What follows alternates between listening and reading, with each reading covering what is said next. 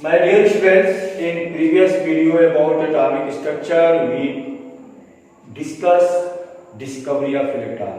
हमने previous video जो atomic structure का डाला था उसमें हम डिटेल देखे कि इलेक्ट्रॉन की खोज कैसे हुई और किस तरीके से डाल्टन के एटॉमिक थ्योरी को रूल आउट किया गया। आज की इस वीडियो में हम बहुत ही इंटरेस्टिंग चीज पढ़ने वाले हैं कि प्रोटॉन की डिस्कवरी कैसे हुई, न्यूट्रॉन की डिस्कवरी कैसे हुई, एटॉमिक मॉडल को कैसे प्रपोज किया गया। तो आप हमारे इस वीडियो के साथ बने रहें, हमारे पोटेंशियल को बढ़ाएं, हमारी एनर्जी को बढ़ाएं, हमको लाइक करें, सब्सक्राइब करें और जो भी बातें इस वीडियो में आपको बताई जाए उन बातों को बहुत ही थारोली आप समझें और सुनें। तो चलते हैं हम लोग कि डिस्कवरी ऑफ प्रोटॉन कैसे हुआ, प्रोटॉन की खोज हमने कैसे किया।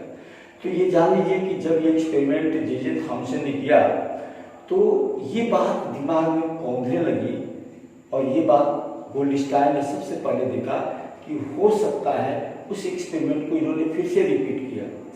अब वहां पे उन्होंने क्या किया उस एक्सपेरिमेंट में कि जो कैथोड लिया गया था वहां पे ये परफोरेटेड कैथोड लिया। परफोरेटेड का मतलब फाइन होल वाला इन्होंने कैथोड यूज किया। बाकी सेम एज इट एक्सपेरिमेंट था और उस एक्सपेरिमेंट में अगर हम डायग्रामेटिकली देखें तो इन्होंने क्या किया कि ये आपका डिस्चार्ज ट्यूब है, यहाँ पे जो कैथोड लिया गया था इसको इन्होंने परफोरेटेड किया, यानी इसको हम किनार बोलेंगे और यहाँ पे इन्होंने जिंक सल्फाइड का स्क्रीन लगाया था।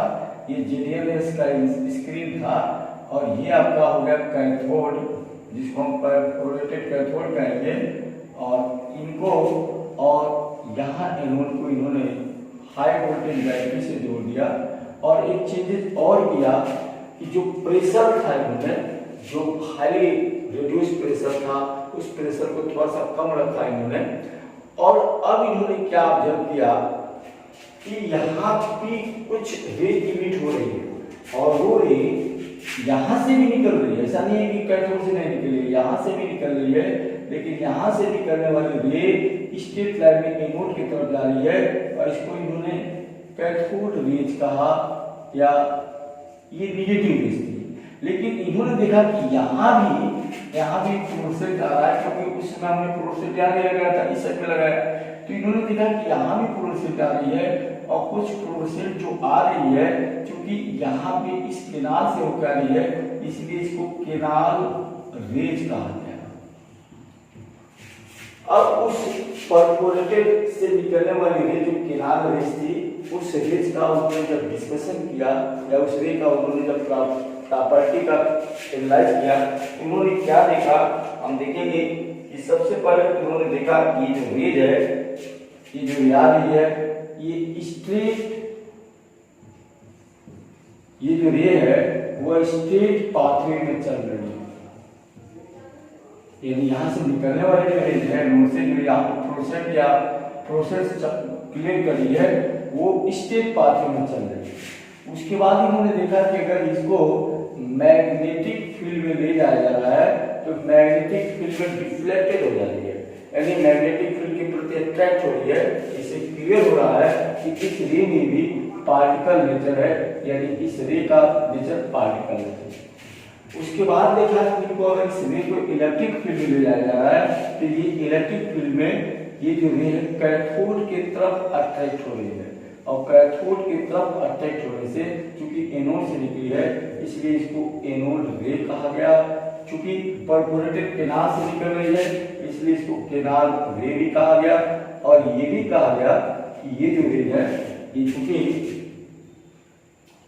कैथोड के तरफ अट्रैक्ट हो रही है और मैग्नेटिक इलेक्ट्रिक फील्ड में इसका मतलब दिया पॉजिटिवली चार्ज पार्टिकल, इसके पास जो भी पार्टिकल है वो पॉजिटिवली चार्ज पार्टिकल है। उसके बाद हमने देखा कि ये जो है जो पॉजिटिवली चार्ज पार्टिकल है अब इसका मास कितना होना चाहिए। तो इन्होंने देखा कि जब इसका मास का एनालाइज किया हमने तो ये पाया कि इसका मास जो है इलेक्ट्रॉन के मास के कंपेयर में इलेक्ट्रॉन के मास के कंपेयर में नियरली 1837 टाइम्स मोर मास है एज कंपेयर टू इलेक्ट्रॉन, यानी इलेक्ट्रॉन के मास से इसका मास 1837 टाइम्स ज्यादा है। अगर हम इसको ग्राम में कहें या इसको हम इसमें लें तो हम ये देखेंगे कि इसका जो मास है, इस पार्टिकल का मास 1.672 × 10⁻⁻24 ग्राम है। अब हमने इसका चार्ज देखा तो हमने देखा कि यहाँ चार्ज की जो वैल्यू है, इसकी चार्ज की वैल्यू सेम है, सेम वैल्यू इलेक्ट्रॉन की जैसे, केवल अपोजिट चार्जेस है, they have same charge value as compare to electron, but opposite charges, जैसे इलेक्ट्रॉन का जो चार्ज का वैल्यू था वो था -1.6 × 10⁻⁻19, लेकिन इसका जो मास है वो है 1.6 × 10⁻⁻19 कूलम।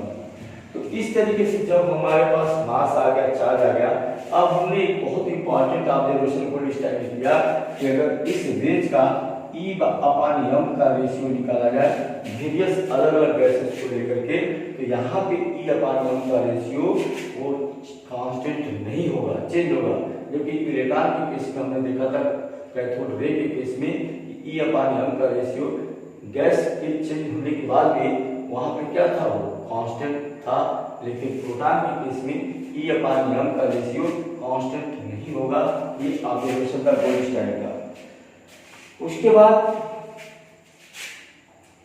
जब प्रोटॉन की खोज हो गई, इलेक्ट्रॉन का पता चल गया, तो सबसे पहले जो है एटॉमिक मॉडल का कंसेप्ट जे थॉमसन ने दिया, और जे थॉमसन ने कहा कि जो एटॉमिक मॉडल है, एक्चुअली इसको हम प्लम पुडिंग मॉडल के भी नाम से जानते हैं, प्लम पुडिंग मॉडल, या इसको हम वाटर मेलोन मॉडल भी कह सकते हैं। वाटर मेलोन मॉडल इन्होंने ये कहा कि जो एटम है उसका जो हेमिस्फीयर है, और उसका जो स्फीयर है मेनली 10⁻⁻8 सेंटीमीटर उसका रेडियस है,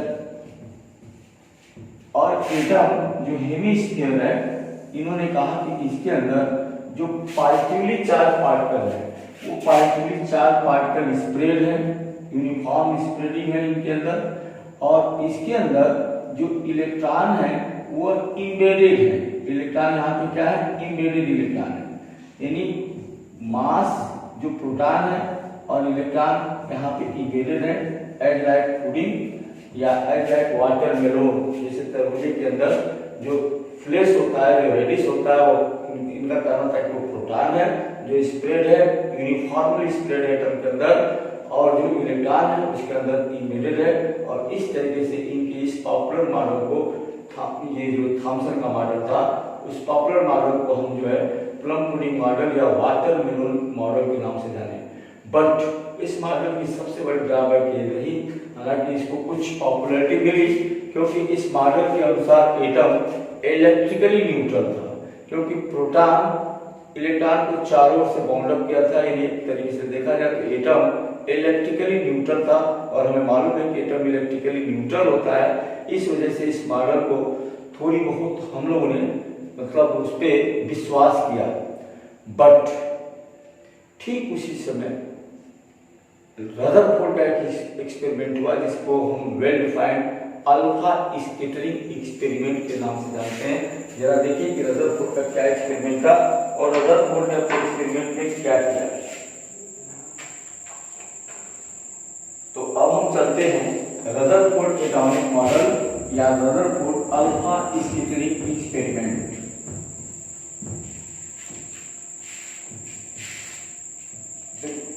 रदरफोर्ड ने अपने इस मॉडल के लिए सबसे पहले एक एक्सपेरिमेंट किया 1919 में। उन्होंने अपने एक्सपेरिमेंट के लिए गोल्ड फॉइल यानी गोल्ड का थीन फॉइल चुना, जनरली 0.5 mm थिकनेस।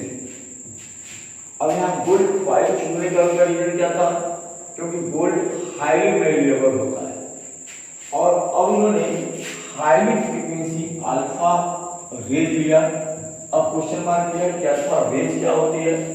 तो अगर हम हीलियम समझते हैं तो हीलियम का एटॉमिक नंबर 2 होता है, मास नंबर 4 होता है। एटॉमिक नंबर 2 का मतलब दे contain 2 proton, they contain 2 electron and they contain 2 neutron. अब यहाँ से अगर 2 इलेक्ट्रॉन को निकाल दिया जाए तो इसके ऊपर 2 प्लस चार्ज आ जाएंगे, तो double positively charge helium nucleus is termed as alpha particle, यानी अल्फा पार्टिकल को हम helium double positively charge nucleus कह सकते हैं, because they contain +2 charge and 4 unit mass. अब उन्होंने इसकी फ्रीक्वेंसी को तेज करने के लिए इसको लेड स्लिट से पास किया ताकि इसका नैरो पाथवे यहाँ से निकले। और अब उन्होंने क्या किया कि गोल्ड का जो थीन कॉइल है उस थीन कॉइल को सर्कुलर एक ऐसे जिंक सल्फाइड से लगी हुई, ये जिंक सल्फाइड का प्रोसेस यहाँ लगा हुआ था, तो जिंक सल्फाइड की लगी हुई इस सर्कुलर के अंदर इस गोल्ड फॉइल के ऊपर अल्फा पार्टिकलों की इन्होंने पहुंचा दी। तो जो अल्फा पार्टिकल थे इसकी पाथवे नरम करने के लिए उन्होंने लेड का स्लिट लिया, लेड स्लिट यूज किया। अब इस एक्सपेरिमेंट के दौरान उन्होंने क्या ऑब्जर्व किया, ये बहुत इंपॉर्टेंट पॉइंट है कि उस ऑब्जर्वेशन के आधार पर ही इन्होंने एटम का अगला मॉडल प्रपोज किया।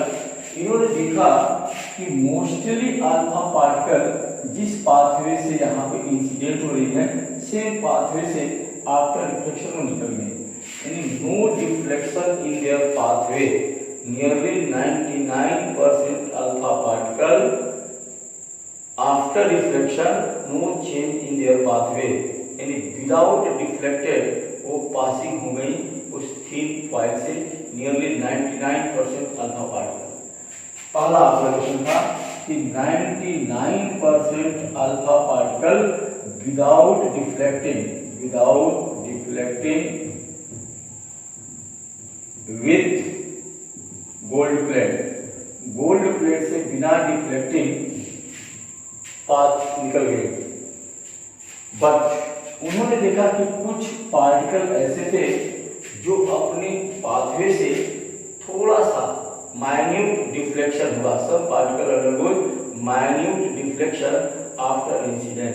जो पाथवे उनका जो चेंज था वो माइन्यूट था, ऐसे कुछ पार्टिकल थे। लेकिन तीसरा कुछ पाथवे यानी some alpha particle passing with slight deflection,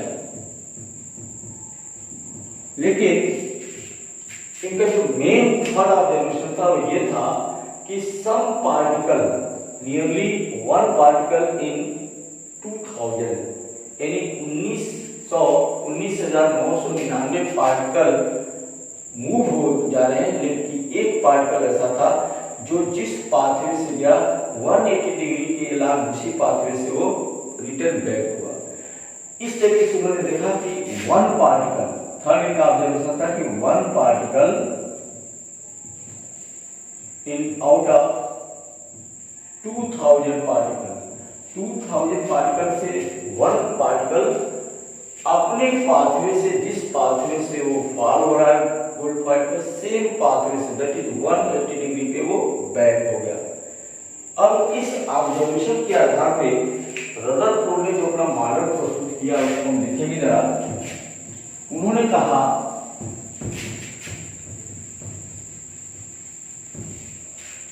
कि no doubt atom are spherical, atom तो स्फेरिकल है, but mostly area of atom are empty, hollow. Atom spherical है लेकिन एटम का मोस्टली जो एरिया है, मोस्टली जो उसका भाग है वो क्या है, एम्प्टी है, खोखला है, हॉलो है। अगर ऐसा नहीं होता तो जो पासिंग अल्फा पार्टिकल है विदाउट डिफ्लेक्टिंग वो 99% नहीं होती। उनका 99% का डिफ्लेक्शन ये क्लियरली इंडिकेट कर रहा है कि एटम का जो मोस्टली एरिया है वो हॉलो है या एम्प्टी है। But few part of atom जो सेंटर में they are rigid and positively charge, क्योंकि वहां से जो पार्टिकल हमारा 180 डिग्री एंगल पे बैक हुआ है उसके बैक का रीजन है ये स्ट्रॉन्ग डिफ्लेक्शन, क्योंकि अल्फा पॉजिटिवली है तो निश्चित है कि कोई न कोई पॉजिटिव पार्टिकल रहा होगा जिसको इस तरीके से बैक किया। हालांकि जो पॉजिटिव पार्टिकल रहा है वो रिजिड होगा, उस चीज को हम बाद में बताएंगे। इनका ये कहना था कि सेंटर में कोई एक ऐसा पार्ट है जो पॉजिटिवली चार्ज है जो अल्फा को रिटर्न बैक किया। तो इस आधार पर उन्होंने कहा कि जो वो पार्ट है सेंटर में उसको उन्होंने न्यूक्लियस कहा, और ये माना कि इसके अंदर प्रोटॉन है। हालांकि उस समय न्यूट्रॉन की खोज नहीं हुई थी, इसलिए रदरफोर्ड को अपने मॉडल में ये मानना पड़ा कि सेंटर में जो न्यूक्लियस है दे कंसिस्ट प्रोटॉन, वो प्रोटॉन से फिलअप है। और ये सोचो कि उस प्रोटॉन का या न्यूक्लियस की जो डेंसिटी है वो कितनी ज्यादा है, नियरली 10⁻14 डेंसिटी।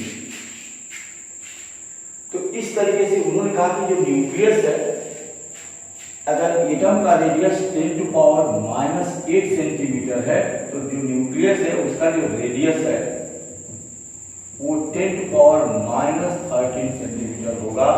ये रदरफोर्ड का मॉडल था। और उन्होंने कहा कि जो इलेक्ट्रॉन है उस न्यूक्लियस के चारों ओर move around the nucleus same या सिमिलर एज प्लेनेटरी सिस्टम। जैसे प्लेनेट जो है सन के चारों ओर एक पर्टिकुलर ऑर्बिट में मूव करते रहते हैं, और इस तरीके से प्लेनेटरी सिस्टम अपने आप को बैलेंस रखता है। ठीक उसी तरीके से रदरफोर्ड का सजेशन था कि जो एटम स्फेरिकल है उसका अगर एवरेज रेडियस देखा जाए तो 10⁻6 सेंटीमीटर है, और न्यूक्लियस जो करस्पॉन्डिंग न्यूक्लियस है वो 10⁻13 सेंटीमीटर है। They contain positively particle like proton and electron that is negatively charge particle move around the nucleus. ये था रदरफोर्ड का मॉडल। बट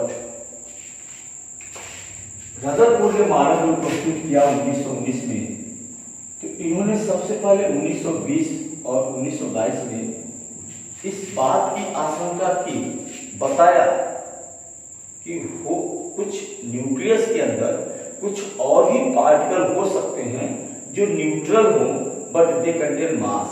क्योंकि जो डिफ्लेक्शन 180 डिग्री पे होगा, ये 180 डिग्री का डिफ्लेक्शन ये तभी होगा जब न्यूक्लियस काफी रिजिड हो। और रिजिड कब होगा? जब उसकी डेंसिटी हाई होगी, जब उसके अंदर मास कॉम्पैक्ट ज्यादा होगा। तो इस तरीके से हालांकि उस समय न्यूट्रॉन की खोज नहीं हुई थी, लेकिन एक तरीके से उन्होंने क्लू पॉइंट दिया था 1920 में, बताया था कि हमारे इस मॉडल में न्यूक्लियस के अंदर प्रोटॉन के अतिरिक्त कोई न कोई ऐसा पार्टिकल होगा जो चार्ज में न्यूट्रल होगा बट दे हैव हाई मास। और इस तरीके से 1932 में जेम्स चेडविक का जो एक्सपेरिमेंट हुआ, उस एक्सपेरिमेंट के बाद प्रोटॉन की न्यूट्रॉन की खोज की गई, और तब पता चला कि एटम के अंदर 3 फंडामेंटल पार्टिकल होते हैं जिसको हम इलेक्ट्रॉन, प्रोटॉन और न्यूट्रॉन कहते हैं। अब जेम्स चेडविक का जो 1932 में एक्सपेरिमेंट था, वो एक्सपेरिमेंट क्या था जरा हम देखें। तो एक्चुअल 1932 में James Chadwick artificial transmutation experiment कर रहे थे। और वो कर क्या रहे थे? तो बेरिलियम जिसका एटॉमिक नंबर 4 होता है, मास नंबर 9 होता है, इसके ऊपर ये अल्फा पार्टिकल की बॉम्बार्डिंग की है।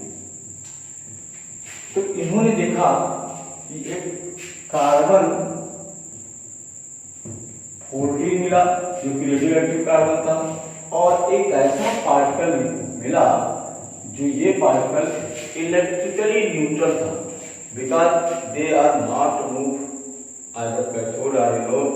तो इलेक्ट्रिकली न्यूट्रल होने की वजह से जेम्स चेडविक ने इसका नाम न्यूट्रॉन रखा। और अब उन्होंने कहा कि ये जो न्यूट्रॉन है इसका जो चार्ज है वो तो 0 है, लेकिन इसका जो मास है वो प्रोटॉन के नियरली इक्वल है, थोड़ा सा प्रोटॉन से ज्यादा भी है। 1.675 इंटू 10⁻24 ग्राम है न्यूट्रॉन का मास, जबकि प्रोटॉन का मास कितना हमने बताया था 1.672 इंटू 10⁻24 ग्राम। तो स्लाइटली न्यूट्रॉन है more mass as compare to proton. अब इस तरीके से जब न्यूट्रॉन की खोज हो गई, न्यूट्रॉन की प्रॉपर्टी हमें मिल गई, न्यूट्रॉन न्यूट्रल है जिसकी वजह से इसका नाम न्यूट्रॉन दिया गया। न्यूट्रॉन का जो मास है प्रोटॉन के मास से थोड़ा स्लाइटली ज्यादा है। और इस तरीके से हो जाने के बाद अब ये जो कंसेप्ट दिया गया वो ये दिया गया कि नहीं, न्यूक्लियस में जो सस्पेंशन रदरफोर्ड ने व्यक्त किया था वो और कोई नहीं, वह न्यूट्रॉन है। और इस तरीके से कहा गया कि जो न्यूक्लियस होता है उसके अंदर प्रोटॉन और न्यूट्रॉन मिले होते हैं और उस प्रोटॉन और न्यूट्रॉन को हम कॉमनली न्यूक्लियन करते हैं और इलेक्ट्रॉन जो होता है वह मूव अराउंड द न्यूक्लियस करता रहता है। तो इस तरीके से रदरफोर्ड का एक तरीके से मॉडल के अगर समरी देखें तो हम ये कह सकते हैं कि जो रदरफोर्ड का मॉडल है उस मॉडल में हम ये दिखा कि एटम स्फेरिकल होगा, नो डाउट एटम स्फेरिकल होगा, उसके सेंटर में न्यूक्लियस होगा, इस न्यूक्लियस के अंदर न्यूट्रॉन और प्रोटॉन दोनों मौजूद रहेंगे और electron move around the nucleus करेगा। और अब हमने कहा था कि जो न्यूक्लियस होगा इसका जो डायमीटर होगा 10⁻13 सेंटीमीटर होगा, जबकि एटम का रेडियस 10⁻8 सेंटीमीटर होगा। और अब इस रदरफोर्ड मॉडल के बाद, हालांकि उसके बाद कई और मॉडल आए, इस मॉडल के भी बहुत ड्रॉबैक थे। सबसे बड़ा ड्रॉबैक जो है इसमें हम ये देखें कि ये जो है रदरफोर्ड का मॉडल जो ये कह रहा है कि इलेक्ट्रॉन न्यूक्लियस के चारों ओर मूव कर रहा है। हमें मालूम है according to Coulomb's force of attraction कि opposite charges attracted to each other, nucleus positively है, इलेक्ट्रॉन नेगेटिव है, तो ये जो पॉजिटिव चार्ज न्यूक्लियस है ये इलेक्ट्रॉन को अपनी तरफ अट्रैक्ट क्यों नहीं कर रहा है। और अगर ऐसा होता तो आप सोचे कि 10⁻8 सेकेंड के अंदर इलेक्ट्रॉन जो है न्यूक्लियस के अंदर आ जाएगा। और अगर ऐसा आ गया तो निश्चित है कि एटम अनस्टेबल होगा या न्यूक्लियस अनस्टेबल होगा, but it is not true. तो इस आधार पे अब हमने देखा, अब हमारे सामने क्वेश्चन आया कि न्यूक्लियस के अंदर जो प्रोटॉन और न्यूट्रॉन है आखिर ये कैसे बदलेंगे। प्रोटॉन तो पॉजिटिवली चार्ज है, न्यूट्रॉन न्यूट्रल है, तो प्रोटॉन और प्रोटॉन, हालांकि न्यूक्लियस की इतनी ज्यादा डेंसिटी है फिर भी प्रोटॉन और प्रोटॉन एक दूसरे को रिपेल क्यों नहीं कर रहे। तो आप याद रखेंगे कि इस चीज का एक्सप्लेनेशन दिया था प्रोफेसर युकावा, जो कि जापानी साइंटिस्ट था। उसने कहा कि नहीं, न्यूक्लियस के अंदर एक कन्वर्जन चलता है। उन्होंने कहा कि इसके अंदर एक और पार्टिकल पाया जाता है जिसको हम मेसान करते हैं, और meson are positively and negatively charge particle. तो इनका ये कहना था कि जो प्रोटॉन है, ये प्रोटॉन जब पाई नेगेटिव यानी मेसान नेगेटिव से मिलता है तो यह न्यूट्रॉन बन जाता है, और यही न्यूट्रॉन पाई पॉजिटिव से मिलता है तो प्रोटॉन बन जाता है।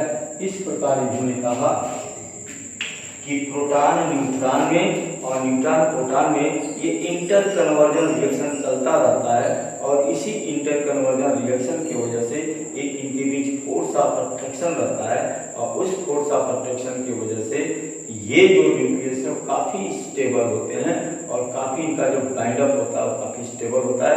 हालांकि बाद में बाइंडिंग एनर्जी का कंसेप्ट आया कि इनके बनने में मास डिफेक्ट होता है, और वो जो मास डिफेक्ट होता है वो बाइंडिंग एनर्जी में कन्वर्ट होता है। कैसा कन्वर्ट होता है, तो मैंने कहा कि ई यानी बाइंडिंग एनर्जी ये बराबर होती है डेल्टा एम इंटू 931 MeV। जितना मास डिफेक्ट होता है उस मास डिफेक्ट में अगर 931 मल्टीप्लाई किया जाए तो जो एनर्जी आएगी वही एनर्जी बाइंडिंग एनर्जी कहलाती है, और बाइंडिंग एनर्जी का ज्यादा आना ये न्यूक्लियस की स्टेबिलिटी को दर्शाता है। अब इसके बाद इस कंसेप्ट के बाद एटॉमिक नंबर की बातें कही गई, एटॉमिक नंबर को डिफाइन किया गया, मास नंबर को डिफाइन किया गया। तो हम थोड़ा समझें कि एटॉमिक नंबर को क्या डिफाइन किया गया। इसमें कहा गया कि the number of proton present in nucleus is known as atomic number, और इसको डिनोट किया गया जेड से। तो जेड इक्वल टू होता है number of proton present in nucleus, लेकिन हमें मालूम है कि एटम न्यूट्रल होता है, और अगर एटम न्यूट्रल है तो निश्चित है कि उस एटम के अंदर जितने प्रोटॉन होंगे उतने ही इलेक्ट्रॉन होंगे। तो हम कह सकते हैं कि atomic number Z equal to number of proton present in nucleus और number of electron present in neutral atom.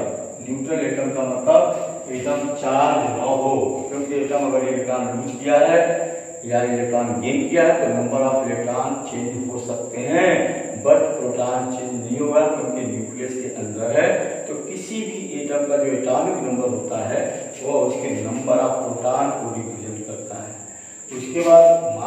के बारे में बताया गया। और ये कहा गया कि मास नंबर क्या है, तो मास नंबर को हमने ए से डिनोट किया और मास नंबर ये बराबर होता है number of proton plus number of neutron present in nucleus. और जनरली इस मास नंबर को हम न्यूक्लियन के भी नाम से जानते हैं।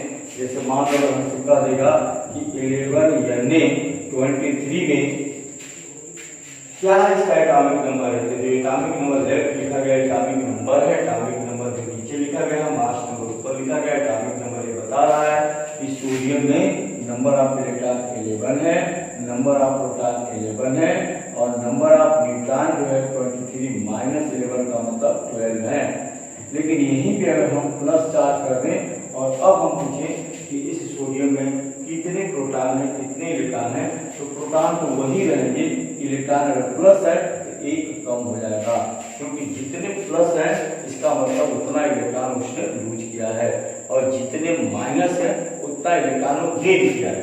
जैसे अगर हम कहा जाए सिंपल यहाँ पर लेते हैं 17Cl या 8O16 2 माइनस, या पहले माइनस हटा दें, यहाँ पे क्या है तो निश्चित है कि 8 है तो P equal to 8, E equal to 8 and N equal to also 8, 16 minus 8।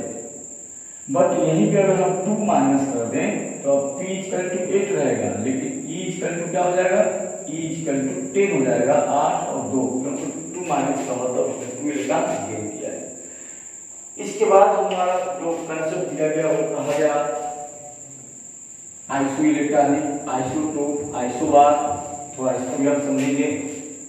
Isotope ये कहा गया कि आइसोटोप जो 2 वर्ड से बने हुए हैं, अर्थात the atom having same atomic number but different mass is termed as isotope. Iso का मतलब होता है सेम, टोप का मतलब होता है प्लेस, और पीरियोडिक टेबल में जो प्लेस है वो एटॉमिक नंबर के आधार पर दिया गया है। जैसे अगर हमसे कोई पूछे कि 6C12, 6C13 और 6C14 में क्या रिलेशन है, तो ये सभी आइसोटोप हैं, because they contain same atomic number but different in mass. Isobar की अगर हम बात करें तो आइसोबार उसे कहेंगे जहां पे दे है same mass number but differ in atomic number. जैसे अगर हम बात करें 18Ar14 और 20Ca14, ये बोथ आर आइसोबार। क्यों? Because both have same mass but different atomic number. अगर आइसोटोप की बात करेंगे तो चूंकि इनका एटॉमिक नंबर सेम है तो इनकी जो केमिकल प्रॉपर्टी होगी वो सेम होगी, लेकिन इनकी फिजिकल प्रॉपर्टी चेंज आएगी। आइसोबार की कहेंगे तो आइसोबार का जो केमिकल और फिजिकल होगा ये दोनों चेंज आएगा। उसके बाद एक और होता है आइसोइलेक्ट्रॉनिक। आइसोइलेक्ट्रॉनिक किसे कहेंगे? The atom or ion having same number of electron. जैसे अगर हम देखें O2 minus, F minus, Na plus, Mg2 plus, ये सभी आइसो इलेक्ट्रॉनिक है। क्यों? इसका एटॉमिक नंबर 8 होता है, इसका 9 होता है, इसका 11 होता है, इसका 12 होता है। अगर हम देखें तो नंबर ऑफ इलेक्ट्रॉन यहाँ पे 10 है, यहाँ भी नंबर ऑफ इलेक्ट्रॉन 10 है, यहाँ भी माइनस करेंगे तो 10 है, यहाँ 2 माइनस करेंगे 10 है। तो the atom or ion having same number of electron is known as isoelectronic and the number of the atom having same number of neutron is known as isoneutronic. तो आज के इस वीडियो में हमने कंसेप्ट किया कि एटम का इस तरीके से हमने देखा कि atom consist of 3 fundamental particle like electron, proton and neutron. उसके बाद हमने देखा कि एटम के इस पार्टिकलों की खोज कैसे हुई और किस तरीके से एटम की मॉडल की प्रपोजल किया गया। और अगले हम वीडियो में अब इसके बाद पढ़ने वाले हैं नेक्स्ट टॉपिक जो हमारा रहेगा स्पेक्ट्रम, और किस तरीके से रदरफोर्ड के मॉडल के अंदर ड्रॉबैक है और उस ड्रॉबैक को कैसे क्लियर किया गया। उसके बाद कौन सा नेक्स्ट मॉडल आया। Okay, thanks.